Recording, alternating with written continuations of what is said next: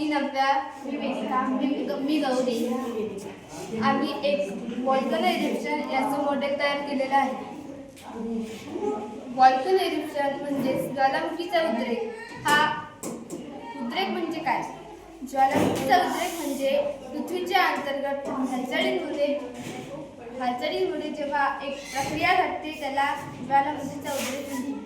ज्वालामुखीचा उद्रेक कसा होतो? ज्वालामुखीचा उद्रेक हा पृथ्वीच्या अंतर्गत हालचालींमुळे जेव्हा पृथ्वीच्या अंतर्गत सहज भाषेत सांगायचे म्हणजे जेव्हा पृथ्वीच्या पोटात खूप उष्ण वायू असतात, द्रव पदार्थ असतात किंवा खडक असतात आणि तेव्हा ते तिला बाहेर काढायचे असते आणि ते पृथ्वी जमिनीबाहेर जेव्हा तो उष्ण पदार्थ काढतो त्याला ज्वालामुखी असे म्हणतात. ज्वालामुखीचे काही नुकसान तर काही फायदे आहेत. नुकसान म्हणजे जेव्हा ज्वालामुखी होतो तेव्हा अनेक जंगले, शहरे उद्ध्वस्त होऊन जातात, त्या जंगलांची खाक होऊन जाते. आणि फायदे म्हणजे हेच की जेव्हा